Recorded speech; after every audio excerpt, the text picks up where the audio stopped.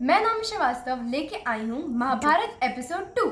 इस एपिसोड 2 में हम जानेंगे कि राजकुमार देवव्रत कौन थे और वो कैसे थे, उनकी कथा क्या थी। राजकुमार देवव्रत बहुत वीर योद्धा भी थे। अब आप लोग सोच रहे होंगे कि राजकुमार देवव्रत कौन है।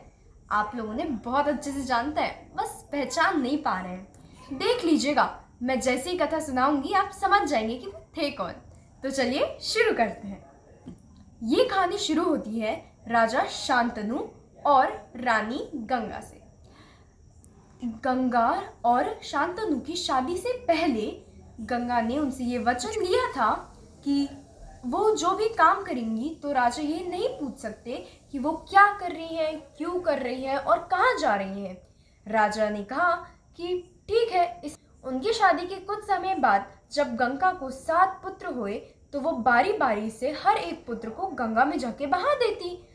बट जैसे उनका 8वां पुत्र हुआ, वो उन्हें बहाने जा ही रही थी कि राजा शांतनु ने पूछा कि तुम क्यों कर रही हो ऐसा, मुझसे रहा नहीं जा रहा है, अब मुझे पूछना ही पड़ा। तो रानी कहती हैं कि अब तुमने पूछ ही लिया है तो मुझे तो जाना पड़ेगा, मगर मैं ये बता देती हूँ कि वो जो 7 पुत्र थे वो श्रापित ऋषि थे जिनको मैंने मुक्त किया।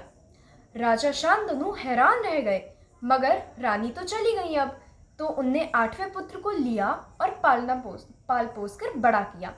उनका उन्हें नाम दिया राजकुमार देवव्रत। अब जैसे ही वो बड़े हो गए तो वो बहुत ज़्यादा अच्छे योद्धा भी बन गए और वो बहुत होशियार भी थे।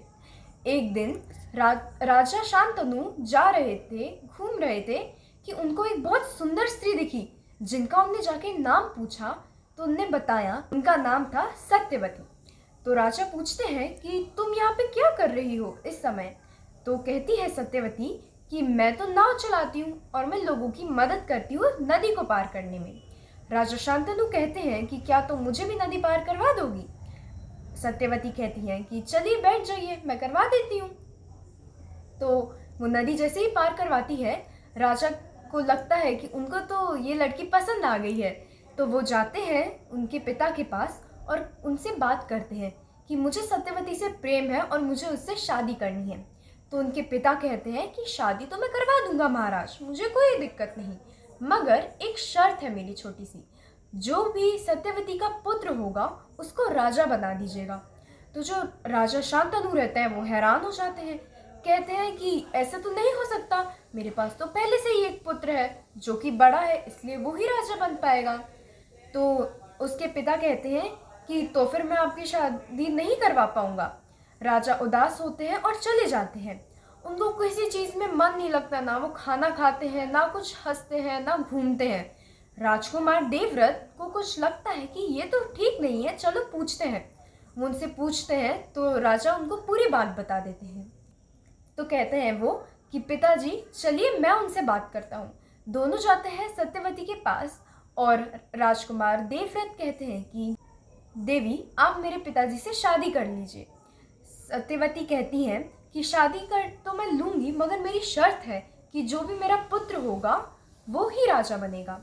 तो राजकुमार कहते हैं कि मुझे तो चलेगा, वो मेरा छोटा भाई ही रहेगा और मुझे अपने छोटे भाई को राजपाट देने में कोई दिक्कत नहीं है। तो सत्यवती कहती है चलो ये तो ठीक है, मगर कल को तुम्हारी शादी होगी, तुम्हारे बच्चे होंगे, वो थोड़ी ना मानेंगे, वो लोग तो राजपाट मांगेंगे ही।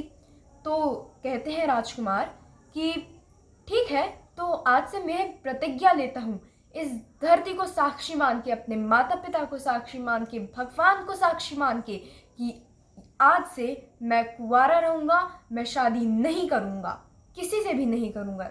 तो सत्यवती हैरान हो जाती है, धरती कांप जाती है, बादल गरजने लगते हैं और सत्यवती कहती हैं कि क्या तुम ये सच्ची में कर पाओगे। तो कहते हैं राजकुमार हाँ बिल्कुल। तो जो राजा रहते हैं, राजा शांतनु, वो कहते हैं अरे पुत्र ये तुमने क्या किया, तुमने इतनी बड़ी प्रतिज्ञा क्यों ले ली मेरे लिए। तो राजकुमार कहते हैं कि पिताजी आप ही ने तो मुझे ये जीवन दिया है, ये जीवन आप ही के लिए है, तो ये तो कुछ भी नहीं है। राजा कहते हैं कि बेटा तुमने इतनी भीष्म प्रतिज्ञा ली मेरे लिए, आज से तुम्हारा नाम भीष्म है और तुमको मैं इच्छा मृत्यु का वरदान दे रहा हूँ। इस वरदान में जब भी तुम चाहोगे तुम तभी मर पाओगे, और तब अगर तुम नहीं चाहोगे तो तुम लंबे समय तक जी भी सकते हो, जब तक तुम चाहो। डिंग डिंग डिंग, आप पहचान गए कि राजकुमार देवव्रत कौन थे? जी हाँ, वो हमारे भीष्म पितामह थे। तो अगर आपको कभी जीके में ये क्वेश्चन आए और देवव्रत कौन थे, तो आप लोग ये बता सकते हैं कि वो भीष्म पितामह थे या राजकुमार भीष्म थे।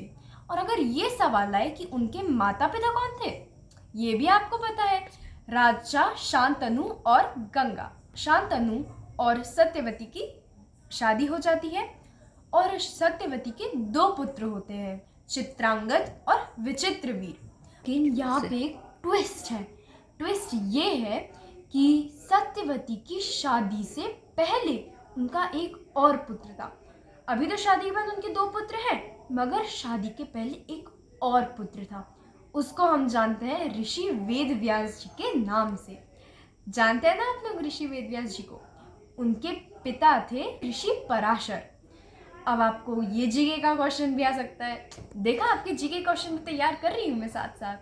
आपको मैं ये चीज़ भी बता दूँ कि पूरी की पूरी महाभारत की कथा वेदव्यास जी ने ही लिखी है। तो देखिए दोस्तों, इस एपिसोड से भी आपको एक शिक्षा मिलती है। वो ये है कि भीष्म पितामह ने अपनी इतनी बड़ी जिंदगी दांव पे लगा दी अपने पिता के लिए। उनने अपना पूरा जीवन दान दे दिया। उनने ये प्रतिज्ञा ले ली कि वो कभी शादी ही नहीं करेंगे, बस अपने पिता की खुशी के लिए।